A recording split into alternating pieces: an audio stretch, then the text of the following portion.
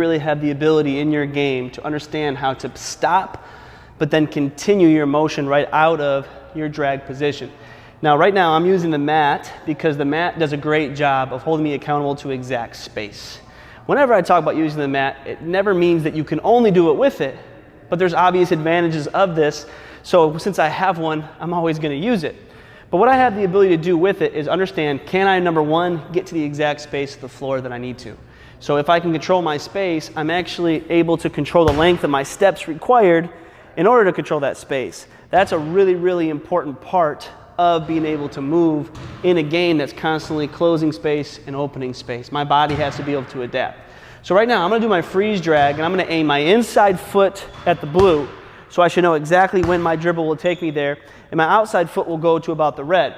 Now, as I'll always say, this is a one-size-fits-all piece of equipment. So although this is the perfect length for me at my height, as you get longer, you would actually start aiming for off the mat, and you can start going towards more of the outside edges of it. And so a smaller kid, for instance, might be more so in the square. But regardless of it, I need my inside foot to remain behind, my outside foot goes forward, because that's exactly what would happen if I continued my motion on a drive. So a drag is literally stopping in your running position. And so I'm able to stop, but while the ball's in my pocket still, I'm going to actually stop, pause, before I continue. That's what a freeze drag is. So it's not your ability to actually pound that ball down with a punch, which we'd call a punch drag. It's your ability to actually stop in mid-motion with your drag, but while the ball's in a float position, you're now making reads.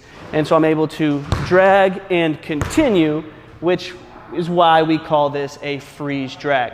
So when you're doing this rep, make sure that you're not taking unnecessary dribbles in there, because now it would become a completely different move, a punch drag into a drive, where we want to be able to understand the power of an actual freeze drag. So when you do your reps, drive full speed, see if you can stop in that extended position, outside leg foot forward, and then continue with your next dribble step.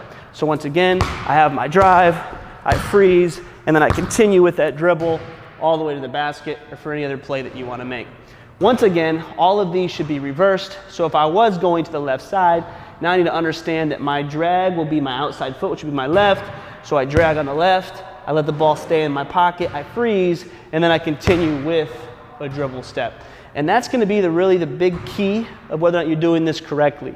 If I get to my freeze drag and I dribble before this foot can really get to a step, my whole rhythm of my game is going to be off. So your ability to stop and really sync up this dribble again is going to be a huge, huge key to you performing the freeze drag at a high, high level.